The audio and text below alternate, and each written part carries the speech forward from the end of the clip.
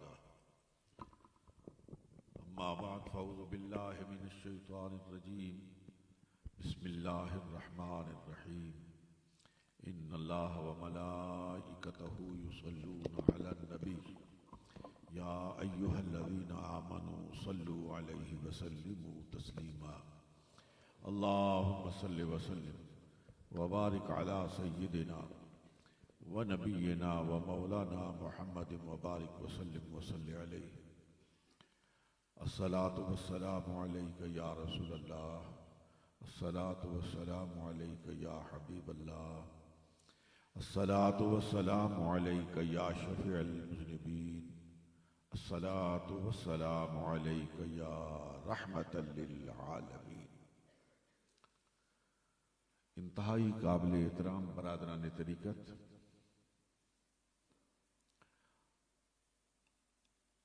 ہم سب اللہ کا شکر ادا کرتے ہیں کہ جس نے ہمیں اپنے مرشد گرامی اور اس خانقاہ کے مؤسس حضرت مولانا محمد ہاشم رحمت اللہ تعالی علیہ کہ آپ کی اس مجلس میں شریک ہونے کی سعادت حاصل ہوئی۔ آپ وہ خوش قسمت ہیں جنہیں حضرات کے عرسوں کی تاریخیں یاد ہیں، اور آپ میں سے اکثر ہر سال اور سال میں کم و بیش 3-4 مرتبہ ان عرسوں کی تقریبات میں شریک ہوتے ہیں۔ حضرات، میرے والد گرامی رحمت اللہ تعالی علیہ اشتہار بازی کے مخالف تھے۔ وہ عرسوں کی تاریخ پر بھی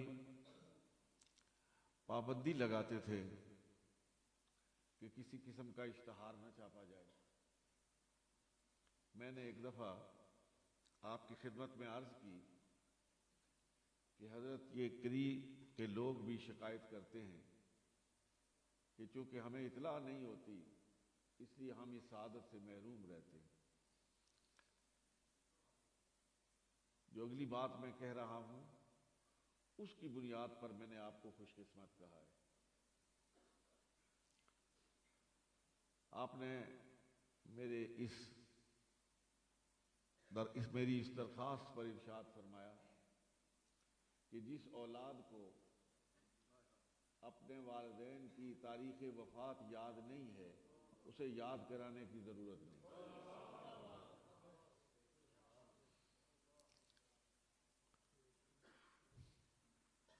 پھر ارشاد فرمایا ایصال ثواب کی مجلس ہے،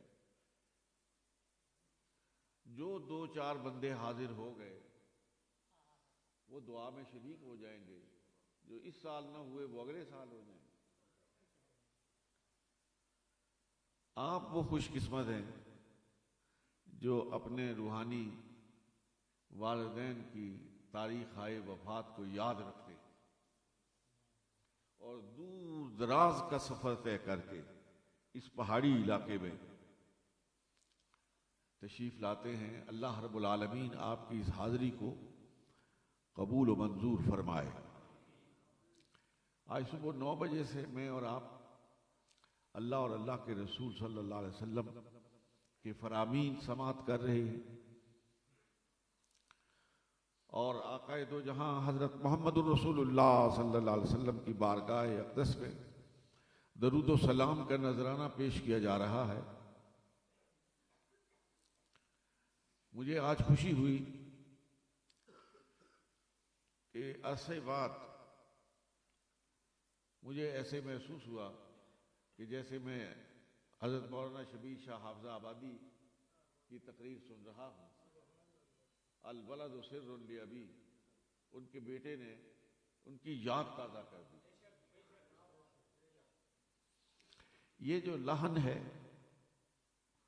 خوش آوازی ہے، یہ ایک پیغمبر علیہ الصلوۃ والسلام کا معجزہ ہے۔ یہ اللہ کی خاص عطا ہوتی ہے جسے نصیب ہو جائے، اور حافظ آباد کے اس خاندان کو اللہ رب العالمین نے اس دولت سے مالا مال فرمایا۔ اور آخر میں ایک شخصیت جو وفا کی شاہکار ہے اور مفتی محمد سلیمان رضوی ہمارے لغت العصر میں سے ہیں کہ جن پر اہل علم و دانش کو فخر ہے۔ میں اس میں کوئی مبالغہ نہیں کرتا، پوری جمعیت خاطر کے ساتھ عرض کرتا ہوں کہ مجھے ان کی رفاقت پر فخر ہے۔ جو یہ مجھ پہ شفقت فرماتے ہیں مجھے اس پر فخر ہے۔ مجھے وہ وقت یاد ہے جب مفتی سلیمان کہوٹہ سے پیدل آیا کرتے،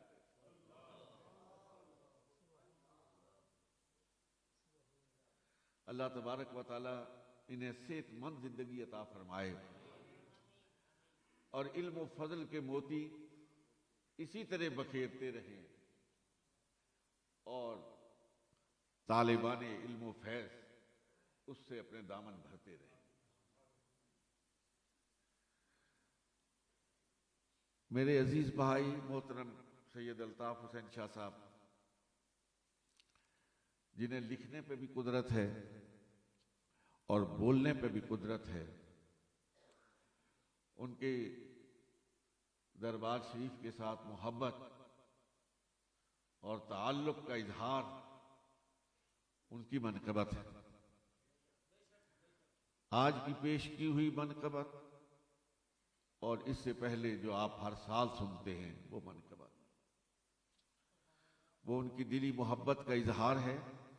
میری دعا ہے اللہ تبارک و تعالیٰ ان محبتوں کو، ان سچے تعلقات کو مزید استحکام عطا فرمائے۔ یہ تقریر کا موقع نہیں، نماز عصر کا وقت جایا جا رہا ہے۔ میں صرف ایک بات آپ کی خدمت میں عرض کرنا چاہتا ہوں۔ اللہ رب العالمین نے ارشاد فرمایا، یا ایھا الذین آمنوا قوا انفسکم واہلیکم نارا۔ یہ ایمان والوں سے خطاب ہے، یہ کفار سے خطاب نہیں، یہ اہل ایمان سے خطاب ہے جو لا الہ الا اللہ محمد الرسول اللہ پڑھ چکے ہیں، جن کے گلے میں غلامی مصطفیٰ کا طوق پڑا ہوا ہے۔ یہ ان سے خطاب ہے کہ ایمان والو، تم ایمان تو لا چکے ہو، تم غلامی کا دعویٰ بھی کرتے ہو، تم سے میں خدا کہہ رہا ہوں کہ اپنے آپ کو بھی اور اپنے اہل و عیال کو بھی نار جہنم سے بچاؤ۔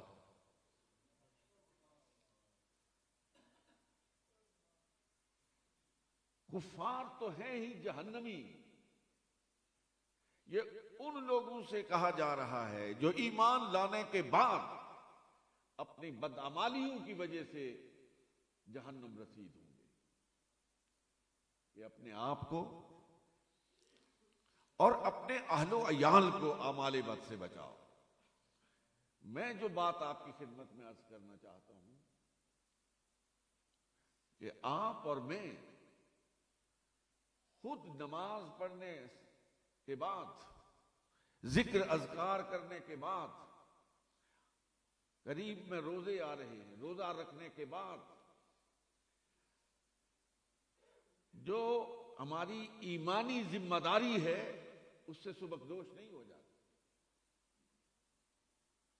کہ میں نے نماز پڑھ لی، میں نے روزہ رکھ لیا، میں نے ذکر اذکار کر لیا. نہیں، قرآن کی یہ آیت براہ راست مجھ سے اور آپ سے خطاب کر رہی ہے میرے عزیزوں، کہ اپنے آپ کو بھی نار جہنم سے بچاؤ اور اپنے اہل و عیال کو بھی نار جہنم سے بچاؤ. وہ لوگ جو خود اپنی ذات تک محدود رہتے ہیں اور اپنے گھر بار پر، اپنی اولاد پر، اپنے خیش و اقارب پر، اپنے تعلق داروں پر نظر نہیں رکھتے اور ان کی اصلاح کا فریضہ سر انجام نہیں دیتے، یقین کیجئے پھر اب پچھتاوت کیا بنے جب چڑیاں چگ گئی کھیت. پھر جس وقت گھر میں اجالے کی بجائے اندھیرا چھا جاتا ہے، اولاد نافرمان ہو جاتی ہے، اپنی بیوی سے جو آپ کی توقعات وابستہ ہیں وہ اس پر پورا نہیں اترتی ہے. آپ اکیلے اگر مسجد میں اللہ اللہ کر رہے ہیں اور آپ کے گرد و نواح میں،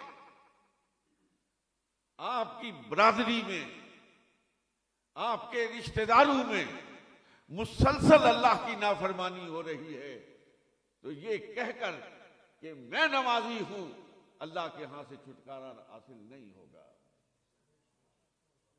مسلمانوں، اے محمد الرسول اللہ کے غلاموں، آپ کے آقا، میرے آقا، ماں سے واللہ کائنات کی ہر شے کے آقا جناب محمد الرسول اللہ صلی اللہ علیہ وسلم ارشاد فرماتے ہیں، الا کلکم راع وکلکم مسئول عن رعیتہ. خبردار، تم میں سے ہر شخص حاکم ہے اور ہر شخص کی ایک رعیت ہے، اور صرف تم سے تمہارے بارے میں پوچھا نہیں جائے گا، اس رعیت کے بارے میں پوچھا جائے گا.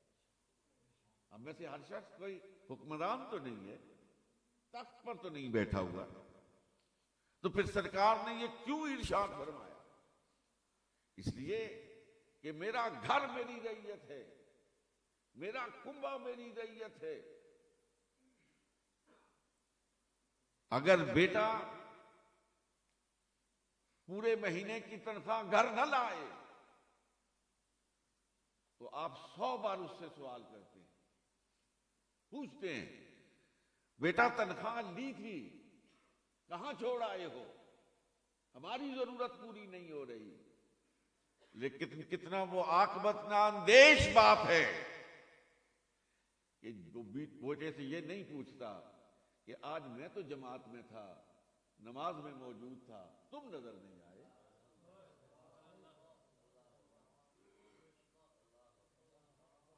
آپ نے بڑے بڑے لوگوں کی باتیں اخبار میں پڑھی ہوں گی، الیکٹرانک میڈیا میں سنی ہوں گی کہ بیٹے نے دولت کے انبار لگا دیے، ہر ماڈل کی گاڑی کو وہ اپنے گھر کے صحن میں لے آیا. لیکن ہمارے ملک کا، اس ملک کا چیف جسٹس کہتا ہے کہ گاڑیاں تو میں نے دیکھی تھی لیکن مجھے معلوم نہیں وہ کہاں سے لایا. ایسا بے خبر والد جسے اولاد کی کمائی کا تو پتا ہو لیکن اس نے کمایا کہاں سے ہے اس کا علم نہ ہو، کل خدا کے سامنے لاجواب ہو جائے. میں اس مختصر وقت میں اس خانقاہ سے آپ کی خدمت میں یہی پیغام عرض کرنا چاہتا ہوں کہ بڑے دور ابتلا سے میں اور آپ گزر رہے ہیں. یقین جانیے یہ وہ دور ہے، دائیں سے، بائیں سے، آگے سے، پیچھے سے شیطان حملہ آور ہو رہا ہے. برائی پوری آہنگ کے ساتھ آوازیں لگا رہی ہے. اور برے راستے پر چلنے کے لیے تمام تر وسائل موجود ہیں، مہیا کیے جا رہے ہیں۔ آپ کی اولاد کو غلامی مصطفیٰ سے نکال کر حرص و ہوس کی دنیا کا بندہ بنایا جانے کے لیے لوگ شعوری کوششیں کر رہے ہیں۔ بڑے بڑے تھنک ٹینکس بن گئے کہ لوگوں کے ذہنوں سے اور ان کے دلوں سے دولت ایمان کو کیسے نکالا جائے۔ بڑے بڑے تھنک ٹینکس بن چکے ہیں۔ ہوش کے ناخن لو مسلمانوں اور میرے پڑھے لکھے نوجوانوں، لوگ آپ کو گمراہ کرنے کے لیے، آپ کی نسل نو کو گمراہ کرنے کے لیے صرف اپنا ذہن استعمال نہیں کر رہے، اپنا پیسہ بھی استعمال کر رہے ہیں، اپنی قوت بھی استعمال کر رہے ہیں۔ اگر آپ نے اپنے گھر پر توجہ نہ دی، اپنی اولاد پر توجہ نہ دی، ان کی تعلیم اور تربیت کا اہتمام نہ کیا، میں صرف ایک بات مزید اضافہ کرنا چاہتا ہوں۔ عام طور پر یہ کہا جاتا ہے کہ میں نے تو کوئی غلط بات نہیں کی۔ میرے عزیزوں، یہ میں نے کوئی غلط بات نہیں کی، تم اپنے بیٹے کی غلط بات کے ذمہ دار ہو، اپنی بیوی کی غلطیوں کے ذمہ دار ہو، اپنے خیش و اقارب کی ذمہ داری کی بدکاریوں کے ذمہ دار ہو۔ جہاں تک تمہارا سکہ چلتا ہے، وہ جو فرمانا الا کلکم راعٍ وکلکم مسئول عن رعیتہ، علماء محققین مفتی صاحب تشریف فرماتے ہیں کہ بزور قوت یہ حکومت کا کام ہے، بزور لسان یہ علماء اور اساتذہ اور مصلحین کا کام ہے، اور میں اور آپ جو عام لوگ ہیں ان کا کام ہے کہ جو برائی کرے اس سے دور ہو جائے، اور جو نیکی کرے اس کے لیے محبت کے بازو پھیلا، تاکہ نیکی اور بدی میں تفریق ہو سکے۔ لیکن یہاں الٹ ہے۔ علامات قیامت میں سے یہ علامت ہے کہ یکرم الرجل مخافۃ شر،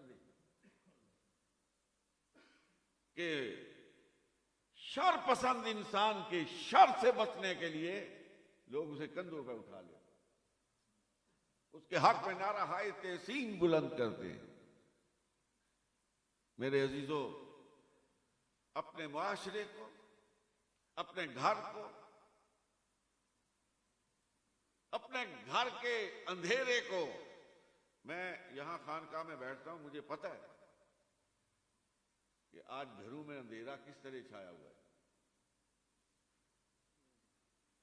لوگ آ کے جب تخلیے میں روتے ہیں تو یقین کیجئے وہ یہ آنسو نہیں ہوتے، وہ خون کے آنسو ہوتے۔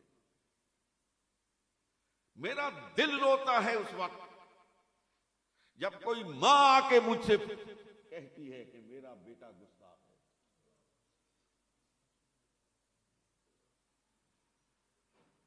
میں کیا کہوں اس اولاد سے کہ جس کے والدین اس کے ظلم اور ستم سے تنگ آ کر اپنے گھروں کو خیر آباد کہتے ہیں۔ لا الہ الا اللہ محمد الرسول اللہ پڑھا، لیکن خدا کے عذاب سے کیسے بچو؟ یہی تو اللہ کہہ رہا ہے، یہی تو محمد الرسول اللہ کہہ رہے ہیں کہ اپنے آپ کو نار جہنم سے بچاؤ، اپنے اہل و عیال کو نار جہنم سے بچاؤ۔ مسلمانوں، اے محمد الرسول اللہ کے غلاموں، اے صوفیاء سے محبت کرنے والوں، آج اس مجلس سے یہ عہد کر کے اٹھو کہ ہم صرف اپنے حالات کی نگہداشت نہیں کریں گے، بلکہ ہماری گہری نظر اپنی اولاد پر بھی ہو۔ اگر آپ کو برا محسوس نہ ہو تو میں یہ بات ضرور کہنا چاہتا ہوں، میری زبان پر آئی ہوئی ہے، روکنا نہیں چاہتا، کہ جب بیٹی آپ کے گھر سے نکلتی ہے، بازار میں جاتی ہے، کالج میں جاتی ہے، یونیورسٹی میں جاتی ہے، کہیں بھی جاتی ہے، آپ کے سامنے سے نکلتی ہے،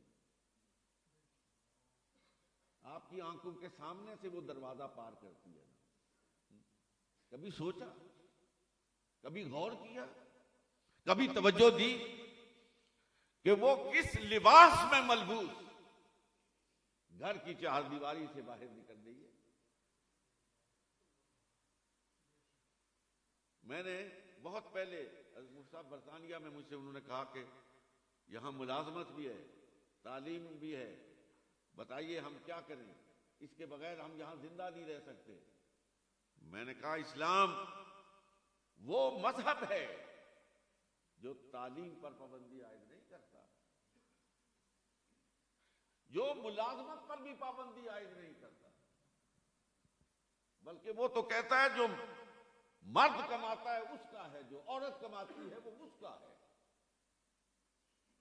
لیکن میں نے کہا ایک بات میں آپ سے عرض کرنا چاہتا ہوں، ایک ہے ملازمت اور تعلیم، اور دوسری طرف ہے حیا اور عفت، پاک دامنی۔ میں نے کہا ملازمت اور تعلیم کو عفت اور حیا پہ قربان کیا جا سکتا ہے، پاکیزگی اور حیا کو تعلیم اور ملازمت پر قربان نہیں کیا جا سکتا۔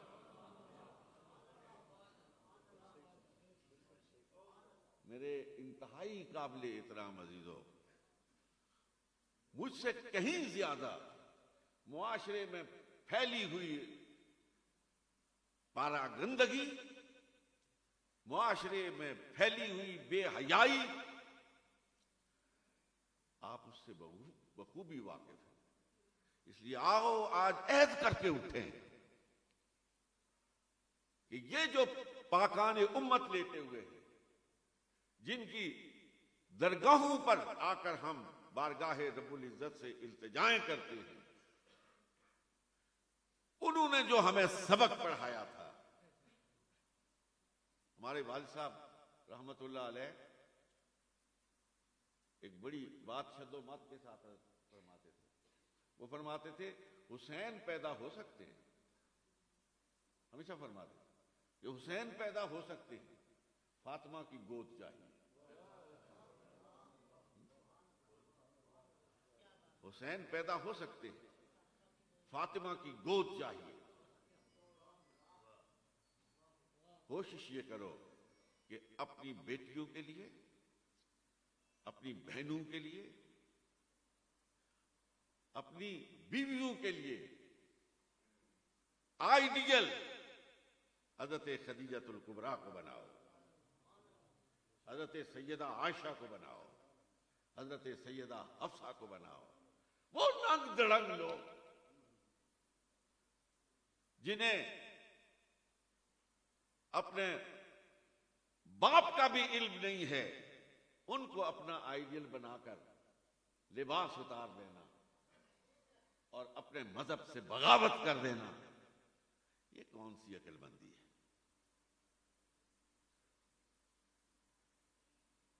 پتہ نہیں یہاں کچھ دوست بیٹھے ہوں گے، ایک دفعہ وہاں مجھ سے ایک شخص ملنے آیا تھا، عیسائی مذہب سے تعلق رکھتا، وہاں پروفیسر ہے، مجھ سے ملا تو کہنے لگا کہ آپ یہ لباس پر اتنا کیوں زور دیتے ہیں؟ میں نے کہا اس کی عمل کا رد عمل ہو۔ کہنے کہ کیا مطلب؟ میں نے کہا جتنا آپ زور لباس اتروانے پر لگا رہے ہیں، اتنا ہی ہم لوگ زور لباس پہنانے پر لگا رہے ہیں۔ آپ وہ چھوڑ دیں، ہم یہ چھوڑ دیں گے، میانہ روی رہے گی۔ درمیانی رستہ خود بخود نکل آئے گا۔ اللہ رب العالمین مجھے، آپ کو، ہم سب کو عمل کی توفیق عطا فرمائے۔ میں اور آپ خوش قسمت ہیں کہ عقائد حقہ رکھتے ہیں،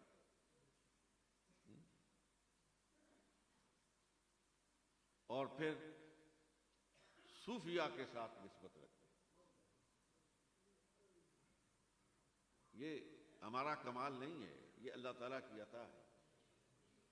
ہمیں ان خاندانوں میں پیدا کیا ہے جو نسلاً بعد نسل صوفیہ کے مسلک پر قائم ہیں۔ اللہ تبارک و تعالی ہمیں یہ توفیق عطا فرمائے کہ ہم اپنے اسلاف کی میراث کو سنبھال کر رکھ سکیں۔ سارے حضرات سے درخواست ہے، ایک مرتبہ سورۃ الفاتحہ پڑھ لو اور 3 مرتبہ سورۃ الاخلاص۔ اعوذ باللہ من الشیطان الرجیم، بسم اللہ الرحمن الرحیم، الحمد للہ الرحمن الرحیم مالک یوم الدین، ایاک نعبد و ایاک نستعین، صراط المستقیم صراط الذین انعمت علیہم غیر المغضوب علیہم ولا الضالین۔ قل هو اللہ احد اللہ، قل هو اللہ احد اللہ صمد، قل هو اللہ احد اللہ صمد۔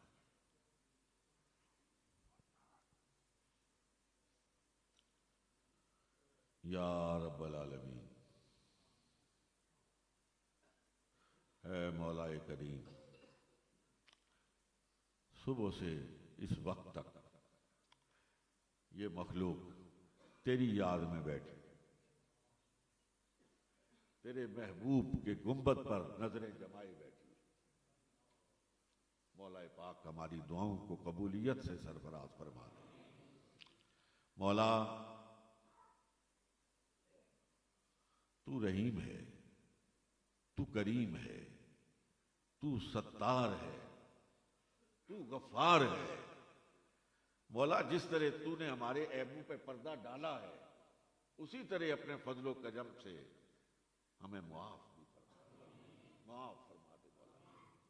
مولا آج دل سے یہ دعا کرو، رب العالمین ہمیں نمازوں کا پابند بنا، ہمیں تسبیح و تحلیل کی توفیق عطا فرما۔ جو حضرات باقاعدہ سلسلے سے منسلک ہیں، میں ان کی خدمت میں تاکیداً عرض کرتا ہوں کہ جو وظائف انہیں دیے گئے ہیں ان کو پابندی کے ساتھ پورا کیا کریں، اور یہ ذکر، یہ اذکار، اس کا کوئی ثمر نہیں ڈھونڈنا چاہیے کہ میں پڑھتا رہا تو کیا ملا، نہ وہ جو یہ پڑھتے رہے ہو نا، یہی تو ملا ہے، ہاں یہی تو ملا ہے۔ پڑھتے رہا کرو، پڑھتے رہا کرو، اور اپنے محبوب کریم سیدنا محمد الرسول اللہ صلی اللہ علیہ وسلم سے مولا سچی محبت نصیب فرما، سچی محبت نصیب فرما۔ ہم سرکار کے قدموں کو چوم کر اپنی زندگی کا سفر طے کریں۔ رب العالمین ہماری اولادوں کو نیک بنا دے، محمد الرسول اللہ کا سچا غلام بنا دے، ہماری آنکھوں کی ٹھنڈک بنا دے۔ رب العالمین آج کی اس مجلس کے تصدق سے تیری بارگاہ میں التجا کرتے ہیں، جو بیمار ہیں ان کو شفا عطا فرما، جو مقروض ہیں انہیں قرض کی ادائیگی کی توفیق عطا فرما دے۔ مولا جن کا رزق تنگ ہے، کشادگی رزق سے سرفراز فرما دے۔ یا رب العالمین بے اطمینان اور بے سکون دلوں کو اطمینان اور سکون کی دولت سے مالا مال فرما دے۔ رب العالمین ہم میں سے جو جس مصیبت میں مبتلا ہے، بطفیل سید الانبیاء والمرسلین، اسے اس مصیبت سے نجات عطا فرما دے۔ پاکستان کے لیے دعا کریں۔ یہ اللہ تبارک و تعالیٰ کا بہت بڑا تحفہ ہے، بہت بڑی عطا ہے۔ یہ ہماری عزت اور بقا کا نشان ہے۔ اے اللہ اس ملک کو جمعیت نصیب فرما، اس ملک کو استحکام نصیب فرما، یہاں نیکی کا بول بالا فرما، یہاں سے بدی کا خاتمہ فرما رب العالمین۔ ہمارے وہ مسلمان بھائی جو دیار غیر میں بستے ہیں، جن پر ظلم و ستم کی ایک اندھیری رات چھائی، یہ آپ کے پڑوس میں ہمارے بھائی 70-75 سال سے وہاں خون کی ندیاں بہہ رہی ہیں، وہاں میری اور آپ کی بہنوں کے دوپٹے ہوا میں اڑتے نظر آ رہے ہیں، عزتیں خاک میں مل رہی ہیں، ہماری بدعمالیوں کا نتیجہ ہے، پتہ نہیں کفارہ وہ ادا کر رہے ہیں۔ دعا کریں اللہ تبارک و تعالی ان پر آزادی کا سورج طلوع فرمائے، آزادی کی نعمت سے مالا مال فرمائے۔ ربنا تقبل منا انك انت السميع العليم وتب علينا انك انت التواب الرحيم وتب علينا انك انت التواب الرحيم وصلى الله تعالى على خير خلقه محمد وعلى آله وصحبه اجمعین برحمتک یا ارحم الراحمین۔ نماز کا وقت جا رہا ہے، آپ حضرات تمام حضرات سے درخواست ہے، ابھی فوری اذان ہوتی ہے، فوری متصل جماعت کھڑی ہو جاتی ہے، آپ تمام حضرات کے لیے لنگر تیار ہے۔